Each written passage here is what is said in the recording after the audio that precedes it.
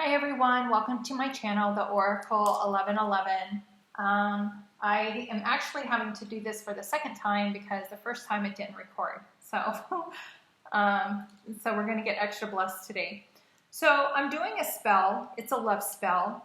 And one of the reasons that I started to do spells on YouTube is because I noticed that when I started spell work, things were really, I'd go to a spell, and I mean, there were so many ingredients, and I didn't at the time understand what they were, and, you know, they wanted you to jump up and down and spin in a circle 3 times, and, you know, say this and say that, and throw it up here and behind your shoulders, and it was just so ridiculous, and a lot of it is just for show, really, because sometimes when we think of magic and we think of spell work, we think that if it's more complicated, that it's going to work more powerfully. And I'm going to tell you that simplicity really is the key to spell work. Keep it simple. Simple and concise. Anything else other than that, it just gets too convoluted, and it's really for show. I started doing this a few years ago, and whenever I started, I wrote down every single spell that I had done, and I started noticing that they were happening. I started on my family first, and I did a couple of spells regarding my grown children. They both needed a new car, and so I began to do spell work to bring in certain things into their life, and they started to receive them. I know my older daughter, she was gifted a really nice truck from a relative just out of the blue, and my younger daughter has a rich uncle, and so he blessed her with one. So I mean, these were just things that I started to do, and started to do spell work on our family, and it was pretty amazing. So I wanted to share the spell works that I've done. I actually created a book that has my spells in here. I wanted to do something for my kids so I could pass down my work that I was doing in addition. We have a long history of quote-unquote witches in our family. We're from Louisiana. Our ancestry is a big part of our ancestry. And so we have generation of generations stories of things that have happened in our lives. And so I think because I'm the oldest, it just passed down to me. I've always been into it. I'm actually a Reiki healer, master certified. I also do that work. I also do mindfulness work. I teach people how to be more mindful, to enlighten their lives and become more aware. But I also do moon energy work too. I do a lot of spells on certain times of the moon, when the moon's out. So we're going to do a love spell today. And one of the things that I do is I take out, I have a couple of different decks that I use. And this is an angel deck. And so my angel deck is the angel, the essence of love. And let love be the center of my life. I like to have her here. And the angel of the miracle of love, I am brought alive by the miracle of love. I have 2 different tarot decks, oracle decks, that I also use. I have the Lover's card. And I have another Lover's card. We're going to put those right here. And then I have the Source. And the Source being the universe bringing in the lover that we want. It's really important too. If you don't have any of these cards, it's okay. Just what I would do if I were you is I would just get a sheet of paper and just put lovers, maybe clip out an imagery of how you see you and your lover together.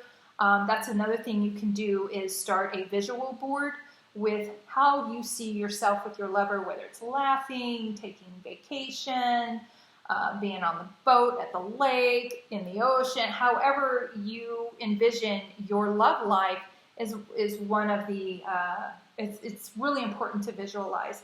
Another thing I want to point out real quick before we start is make sure your energy is high. Because if you are doing a spell work, and especially a lover's spell work, and your energy is in a depressed state or an angry state or a state of desperation, like, oh my God, I'm never going to get a lover in my life and I'm frustrated, don't do this spell, because what you put out, you're going to get back. So if you're doing a love spell and you're not feeling very loving, or if you're feeling a lack of, what's going to happen is you're going to bring a very low vibrational guy into your life or woman into your life, and it's just going to give you just nothing but headaches. So visualize the person that you have in your mind and how they are, and match that vibration. So if you want somebody in your life that has, you know, who's financially secure and who just wants to dote all over you, then have that imagery there and make sure that your vibration is matching that. I want to show this to you because this is something that I do that actually raises your vibration for this work. So this is just about 4 tablespoons of olive oil here in a bowl. And I'm going to put some lavender in here. Okay, that's a few drops of lavender to get it all nice and smelly. All right, we're going to mix that up. And then we're going to just put this on our skin.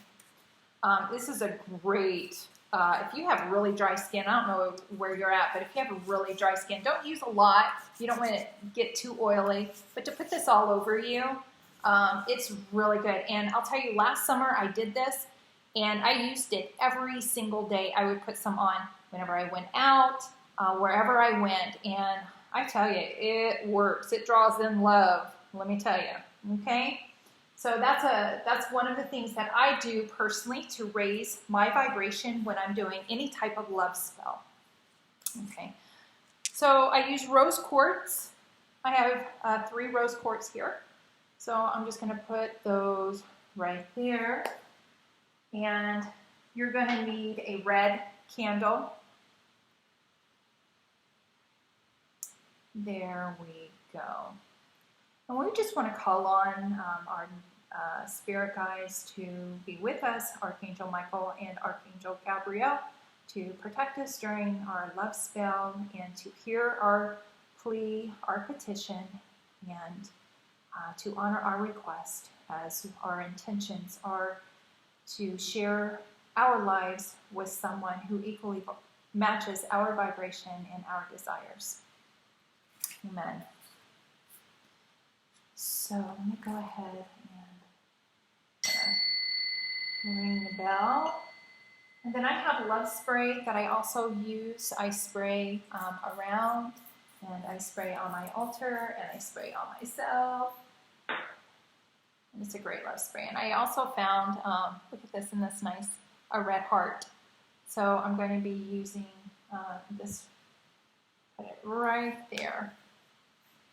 And so I wanted to show you, actually, you know what, I'm going to use a different candle, only because for this spell, you can use any candle you want as long as it's red. Red has the vibration of love, so every color has a different vibration. So you want to make sure you use the right colors for the spell that you're going to use. If you don't have a red one, but you have a white one, white is a color that will transfer to any. So if you're doing a love spell and all you have is a white candle, then that's fine. But you can't use a green on a love spell, or an orange, or a purple. I always use red. And so this book right here, I have rose petals that was actually blessed by a Hindu priest. I had gone to a Hindu temple. I had never gone before, and they had a priest there, and he gave me a red rose and blessed it. And so it was just, so I dried it when I got home, and I have kept it, and I only use it for very, very special occasions. I find it very special for me, so I honor it, and I definitely don't abuse it. So, okay. So I crushed some rose petals in here, and if you don't have any rose petals, it's okay. A simple red candle will do. And I'm going to put just a little bit of lavender in there also, because lavender is a very high vibrational love fragrance. And so I'm just going to put a little bit in there. Oh, are you going? There we go. Put a little bit of the lavender in there. So I'm going to go ahead and say the incantation. I'll go ahead and write it out in the description box in addition. So I'm going to light the candle as I'm visualizing the type of love that I want in my life as I'm calling in my lover.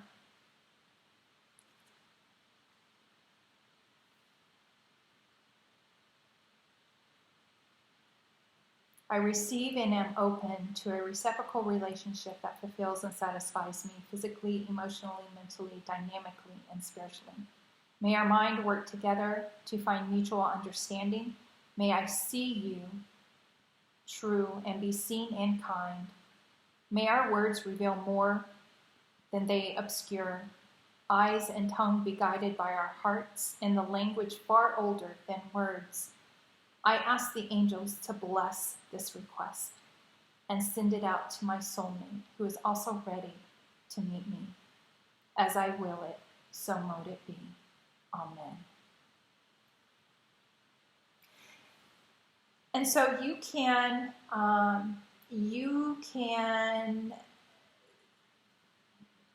don't blow out a candle, but you can go ahead and let it burn out if you want, or you can go ahead and cover it and smolder it that way, but don't ever blow out a candle that you have done spell work on.